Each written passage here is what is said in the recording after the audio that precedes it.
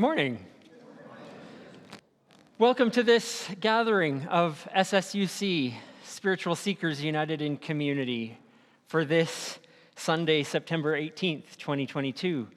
So glad to be together in community, whether we're here in person in this circle or whether you're joining us online. Welcome to each and every one of you.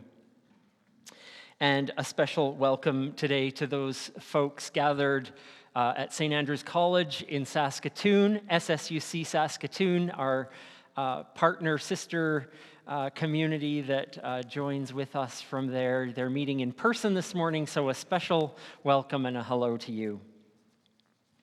No matter whether you're here for the first time or the first few times or you've been here too many times to count, welcome.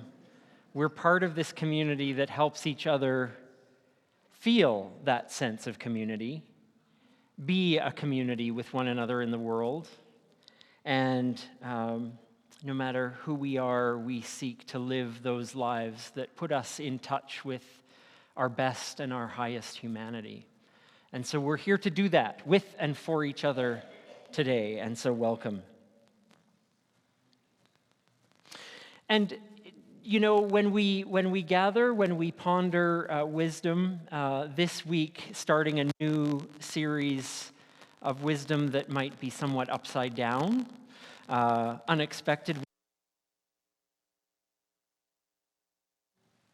In this place to wonder, to question, to express our gratitude and our grief, our joy and our frustration, our hopes and our fears, all of it together, because what it means to be human is to be honest about the difficult parts of the journey, the joyous parts of the journey, and everything in between.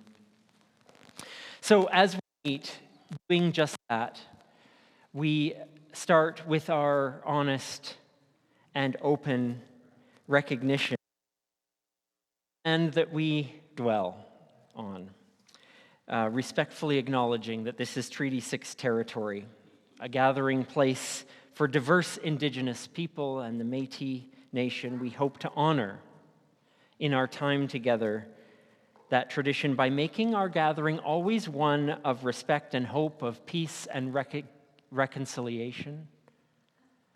And starting all of that is our willingness and ability to speak the truth. So we take time now to open ourselves to that truth-telling and that truth-seeking, that time to be at most honest with our humanity. And we invite you to open yourselves with the words of intentions that we'll share together. We're going to speak these words that you'll find before us on our screens as a way to kind of open ourselves into our time with each other. In the midst of days that are full, we pause to give our minds time to wander, our hearts room to dream, and our spirits space to grow. From the silos of our hurry and worry, we come together as a community to open to the sacredness of being.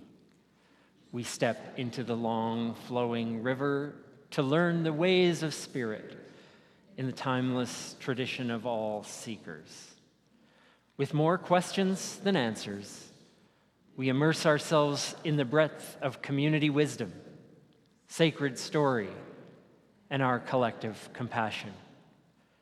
May we empty ourselves of distractions and illusions to know again the fullness of being. May this be a time for it to be so for each of us.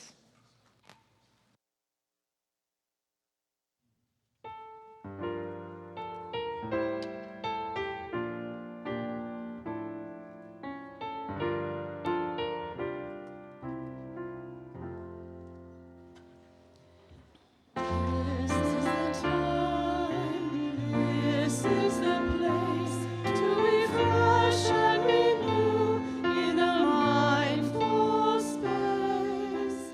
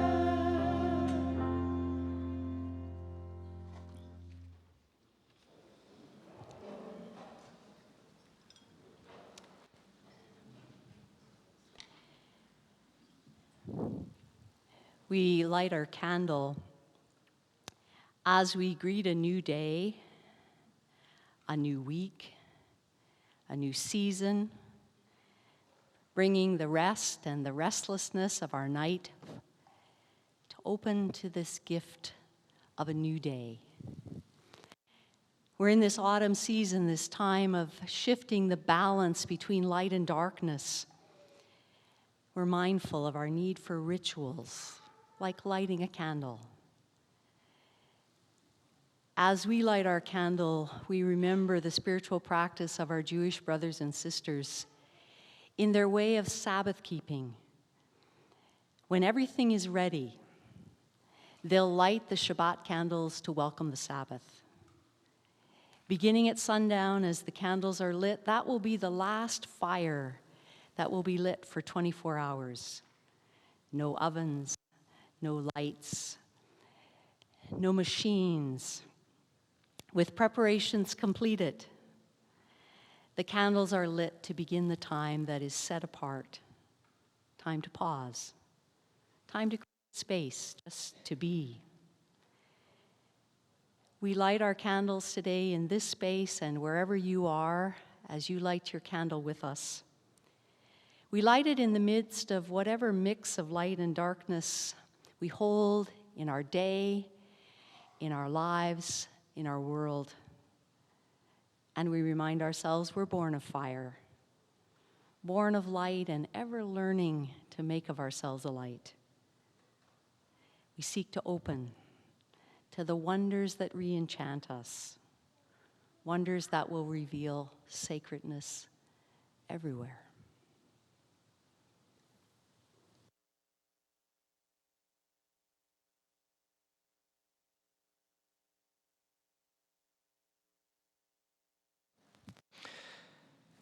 During our Time for All Ages, we put a carpet here so that all kinds of folks can come and sit on the carpet. Young or old, you're welcome here for our Time for All Ages.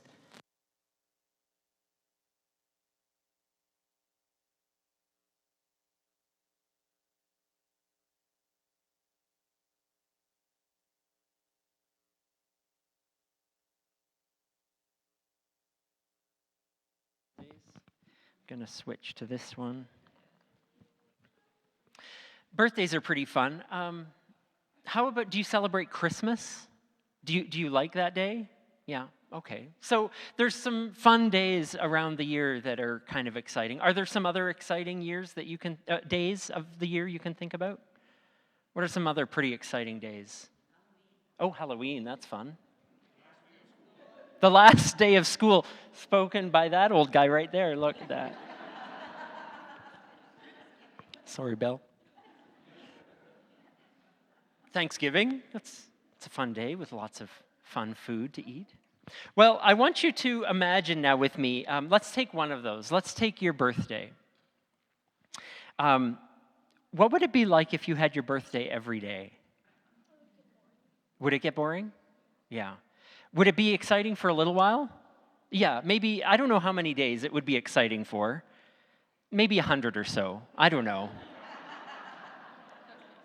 10 days maybe? Yeah, okay, maybe 10 it would be exciting. You'd get presents every day, you'd get cake every day. That'd be pretty good. But it would get kind of boring. Would you enjoy it as much? After a while you probably would like, okay, enough cake. Oh, some people don't agree. But like opening presents would be really exciting at first, but then it would be like, why am I doing this every day? And you might start to feel bored.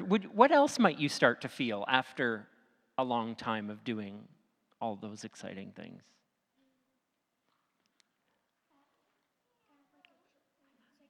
It would feel like a chore? Yeah. Just something to do every single day. And I was thinking about this. If it was just me having a birthday every day, I would start thinking about the people around me. Like, what about my friend? Like, what if they don't have a birthday every day? I'd start thinking about other people. And I'd start thinking, well, if they don't get a birthday every day, why why am I getting a birthday every day? That doesn't seem very fair. So after a while, I might start thinking about that. I also, do you have what's your all-time favorite food? Can you name a really quick favorite food? Tacos? Nice. Chocolate for me.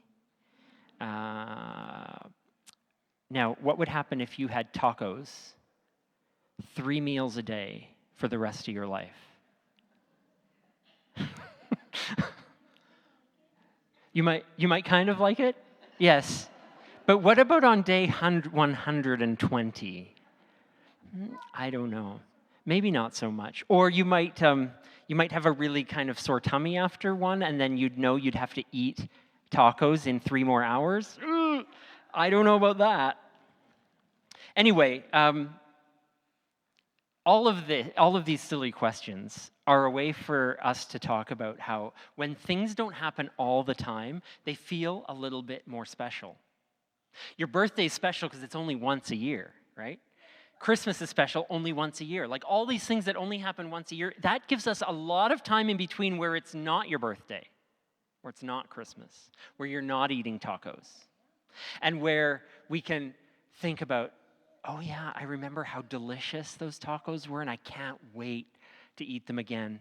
But Mom said we can't have them for 2 more weeks. Like it gives you that anticipation to think, oh, it's coming, but not yet.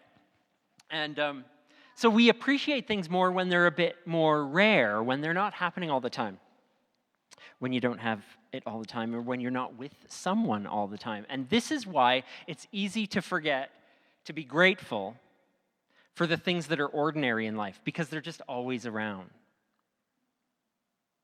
Like our toys, like the things we have that make our lives easier, like our phones or our apps or our whatever. It's also why it's easy to forget to be grateful for the people that are the closest to us, because we see them every day.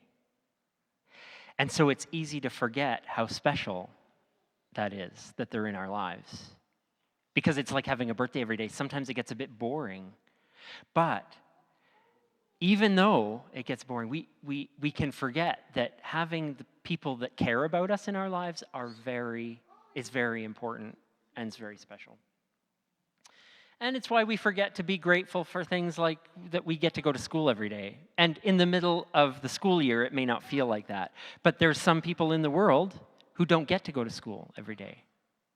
And so doing something every day makes it easy to forget to be grateful for all of these amazing, wonderful things. So my hope for us, as we continue, like we've just started a school year, we're in September, so as we continue in the fall and into the winter, is my hope is that we can remember of all the wonderful things, even if they're ordinary and they're happening every day, to think of them. What if they were like birthdays?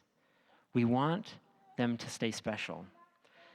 So I hope we can have gratitude and thanks in our life for all those kinds of ordinary things that are happening every day and the ordinary people that we see every day. Yeah. So today I want to invite you to something special. It's our first Kids Spirit Day of the fall. And happening in our hall over there is Daisy and Ariane are going to lead a Kids Spirit lesson today, but they have different lessons for different ages. So if you kids are if you're a little bit older, there's a special time for you. A little bit younger, there's a special time for you. So you are invited to go to Kids Spirit with Daisy and Ariane, and I hope you have a fun and grateful morning.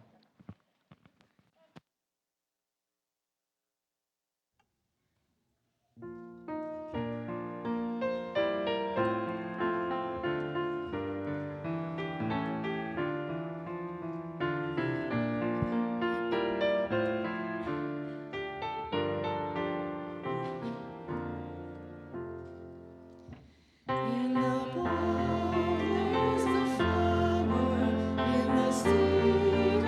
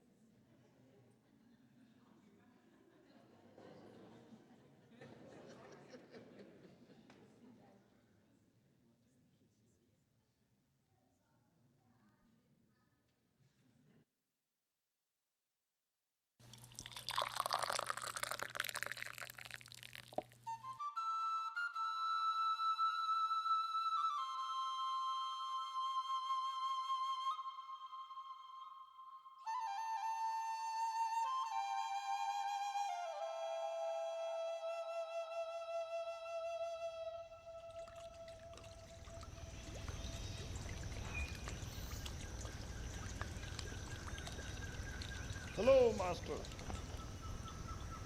Hello.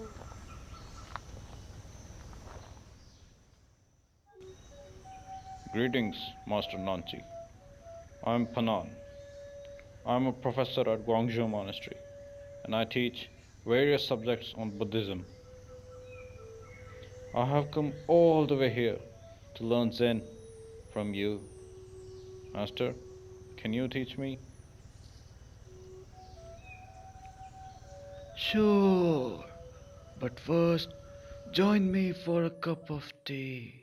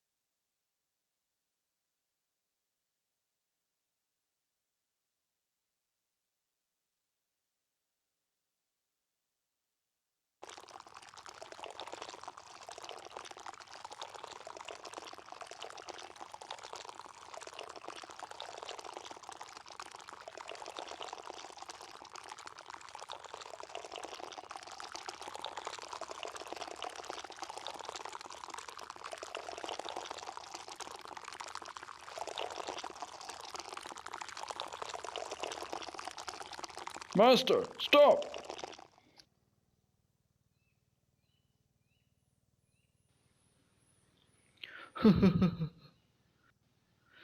Just like this, my friend.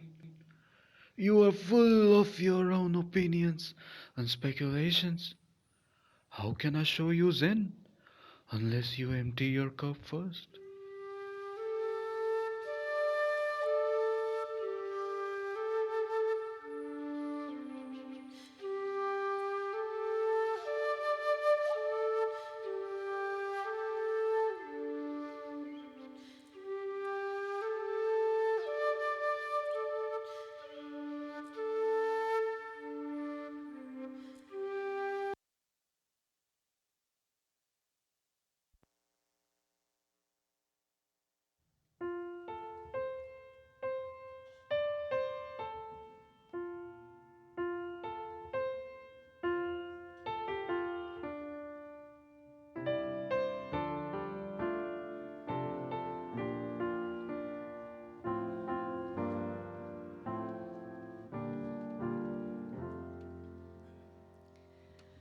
Come and find the quiet center in the crowded life we lead.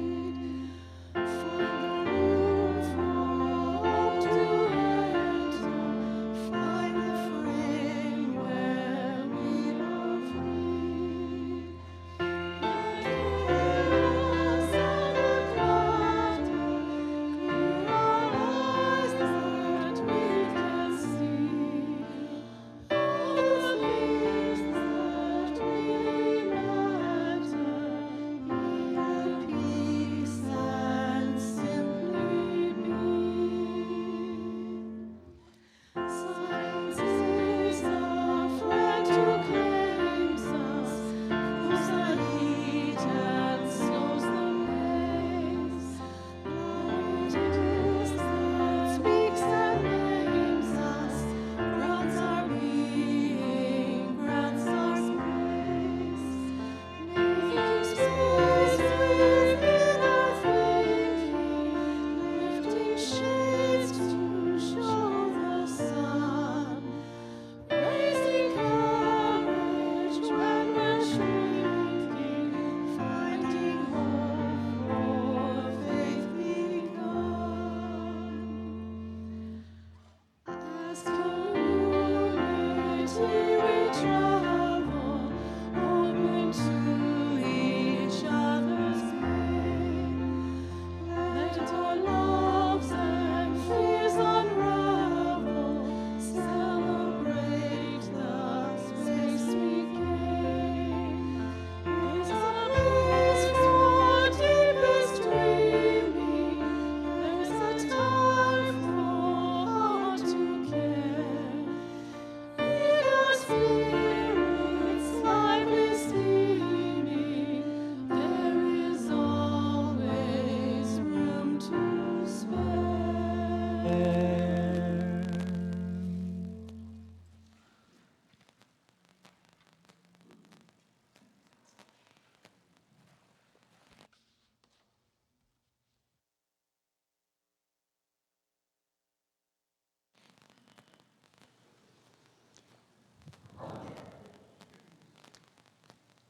I don't know if it's just me or if we all have certain things that we do over and over again that irritate the heck out of ourselves. And try as we may, we can't seem to untrain ourselves. You know, for some it's a habit like biting your nails, or for some it's that tendency to refuse to pull over even when you're lost, and instead you just keep driving. I know that's not you, but you know someone just like that. Or you have the tendency to say yes when you really mean to say no. We probably all know what our thing is, that thing that drives us crazy about ourselves. One of mine is something I do almost every day, even though it irritates me every time I do it. Every day, I load up my hands with my overstuffed computer case, my awkward lunch bag, my keys hooked on a finger, my phone slipping through my fingers, and whatever clothing or other shoes I'm going to need for the day. And I set out with my hands completely full, only to have to set it down to open the garage door. And then I load it all up again, and then I have to set it down to open the car door. And then when I get here, despite my annoyance with myself and the fact that between my drive from home to here, I've never yet grown a third hand, I always persuade myself that it will be more efficient just to take everything at once, even though I'm going to have to set it all down to open the church door, and then I'm going to pick it up again, and I'm going to set it all down to open my office door. And over again, I tell myself I could carry less and make more trips, take more time, enjoy it.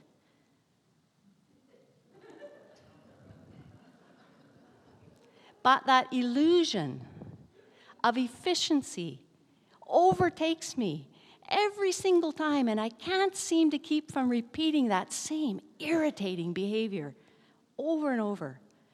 I perpetually overfill my hands, and maybe not just my hands.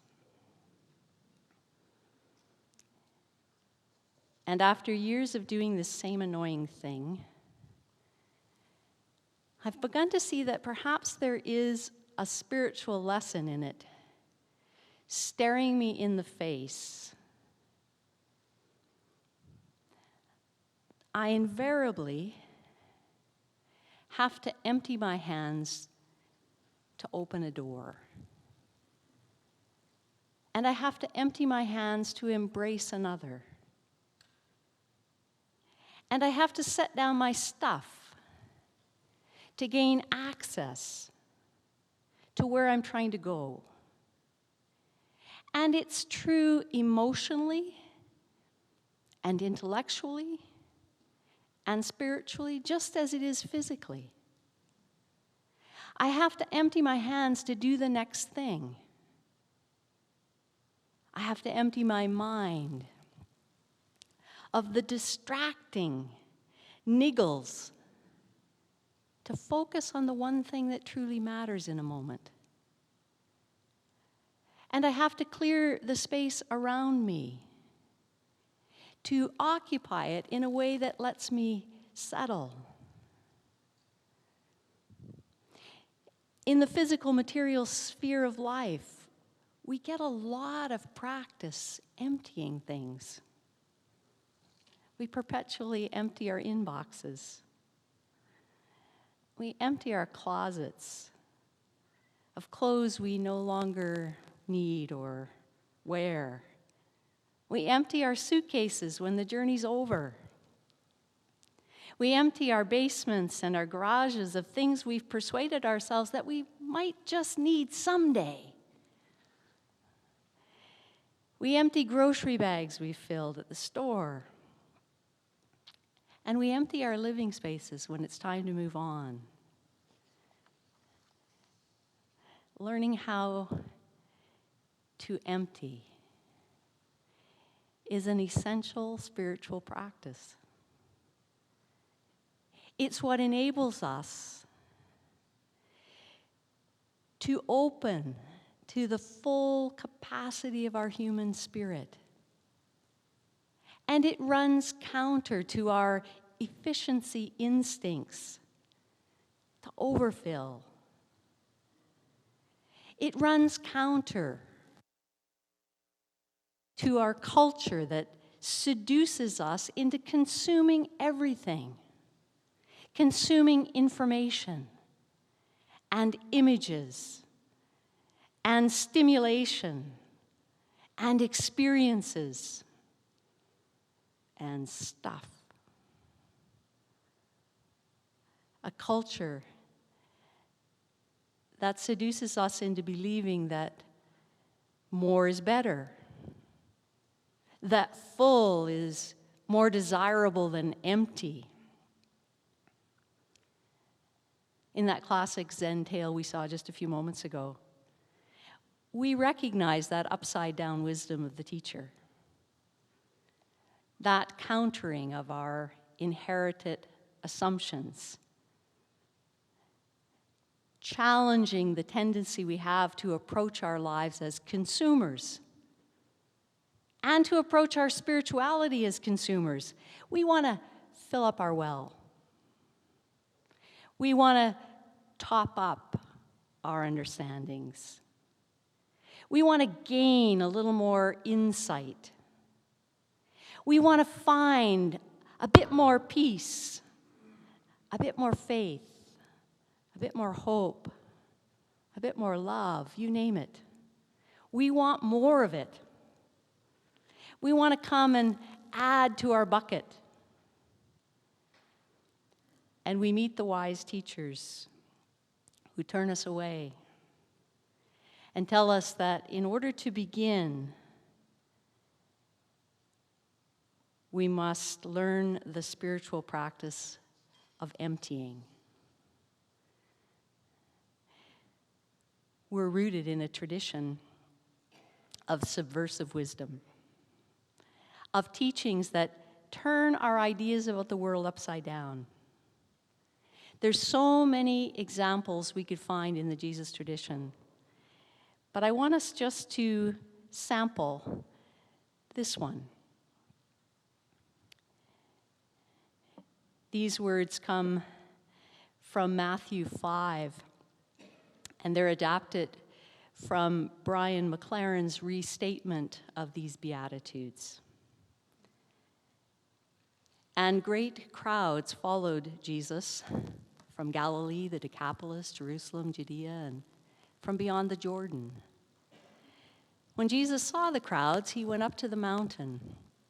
And after he sat down, his disciples came to him, and he began to speak and taught them, saying, "We bless the poor and vulnerable, and those in solidarity with the poor and vulnerable, for theirs is the beloved community.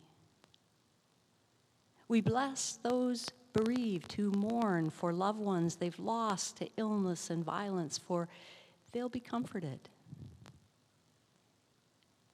We bless those brave enough to be non, for they will inherit the earth. We bless those who are insatiably hungry and thirsty for justice. They'll be filled. We bless all who choose to be merciful rather than vengeful, for they will receive mercy. We bless all who choose to be pure in heart rather than deceitful and hypocritical, for they will know love. We bless all who choose to be spreaders of peace rather than spreaders of hate, for they'll be called children of life. We bless all who are persecuted, harassed, heckled, rejected, and mocked for standing for justice, for they make all the difference.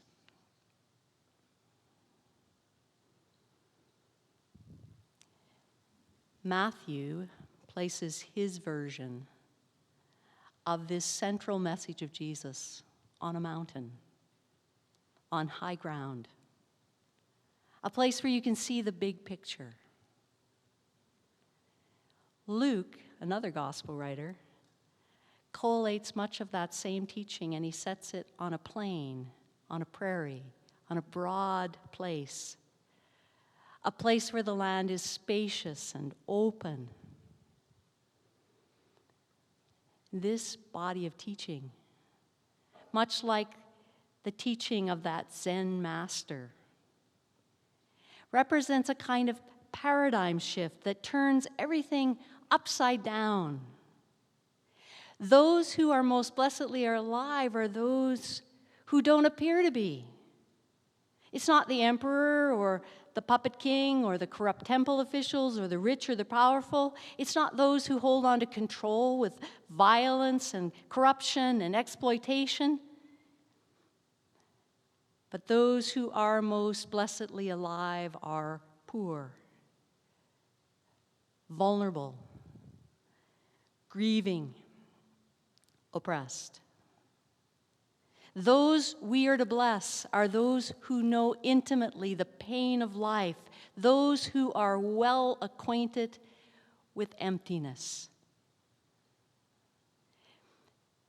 This radical body of teaching we've called the Beatitudes, a poetic opening to core teaching that's curated as the Sermon on the Mount, is a vision of a higher humanity. These words were not likely an address or a sermon that was delivered to a particular audience on a particular day on a hillside or on a plain in first century Palestine. But these words come together a few generations after the death of a great teacher. Those who have found life in the alternative wisdom of Jesus, they take the essence of his message and they structure it in a poetic form of ancient Semitic wisdom. And we hear that revolutionary upside-down wisdom, so radical that we're still trying to live into the aspirational alternative paradigm we've been given. In the world, as seen through the lenses of this wisdom teacher, poor lives matter. Those who are grieving matter.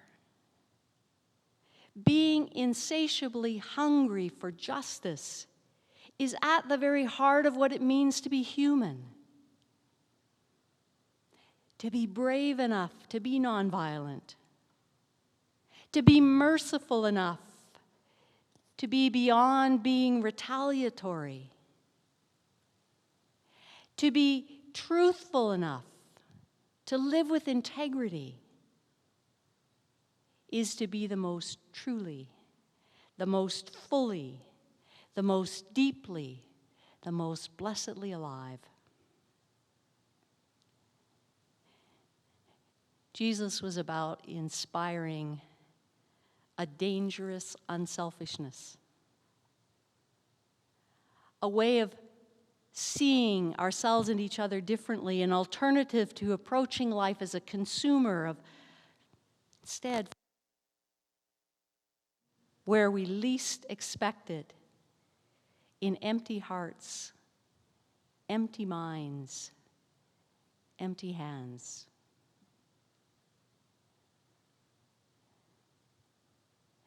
Sometimes emptiness is essential to receive. When I empty my hands, they're free to receive yours. When I empty a space in my life, it opens new possibilities. When I empty myself of a preconception, a bias, a belief, I open myself to new relationships, to new experiences, to new insights. When I empty myself of the unessential clutter, we invariably accumulate. I free up space for something that's more valuable. When I empty myself of a worry, or a fear, or a resentment, I free up space for new energy, energy for gratitude, for hope.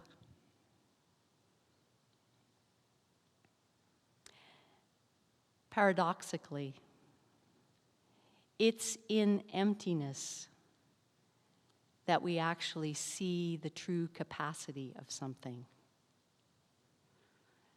So many musical instruments are hollowed out so they can make music. Guitars and string instruments, drums, reed instruments, all hollowed out, otherwise they couldn't give us sound. Their emptiness is essential to making music. And we're just like those instruments, hallowed in our essence, to be hollowed by our experiences, to release our song. Maybe every being is a container for sacred energy. Maybe you, like me, need to ask yourself, what do I need to set down? What do I need to release? What do I need to leave behind? To have room for what my soul needs to sing its song. And as we practice that emptiness, we're schooled in the upside wisdom that teaches us to bless the emptiness. For that's where there is space to be.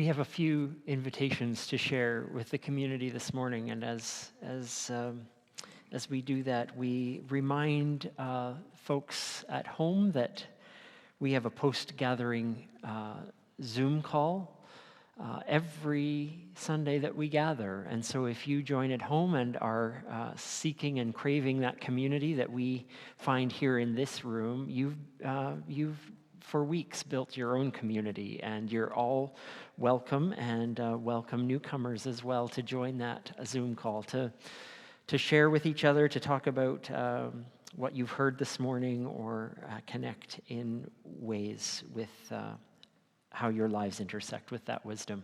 So you can find the link to that Zoom call in your morning messenger or on the website. An invitation as the fall equinox approaches, an invitation to walk our indoor labyrinth. It'll be a quiet, meditative evening that you can drop in, come and go anytime between 7 and 9:30. There will be some hosts here waiting to welcome you into this space to walk our labyrinth. If you've never walked a labyrinth before, it's simply a meditative walk that you follow a path. And it helps to focus one's mind and heart and spirit in wonderful ways. So you're welcome to that evening. And a reminder about our Forest Families program. This is a monthly experience. There are multiple days available, Fridays, Saturdays, and it all happens at Gold Bar Park. And if that's something you're interested in bringing a child, a grandchild, their friends to, it's an amazing outdoor nature experience for the whole family. So you can register at the website that you see on your screen. As we are now into September and we experience Kids Spirit starting up, we've experienced kind of a welcome back, welcome fest event last week, such a success to see so many people connecting with their community and enjoying themselves. As we do that, we recognize that this community is about a whole lot of ways of connecting. Ways of connecting us as community, ways of connecting across geography, ways of connecting with our broader community, and in the work, in the personal connection, and in the outreach work that we do. All of that we do because we can support that with our hearts and our hands, but also with the donations that we're able to give to SSUC. So thank you all for the ways that you contribute to that and can help us keep us being an active and vital force as a community and to the community. If you're in the room, you're welcome to donate via the box that's at the back of the hall by the doors. If you're at home, you're welcome to donate online anytime through many of the means that we offer.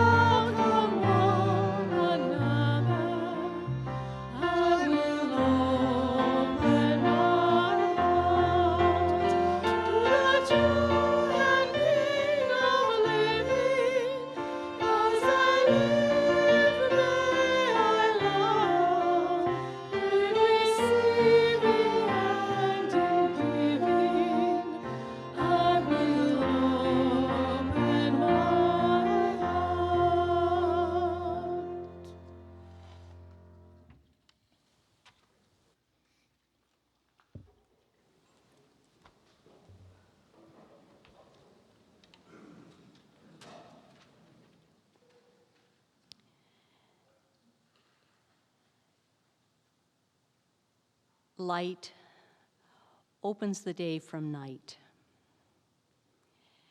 A bird opens its wing into the open space of sky.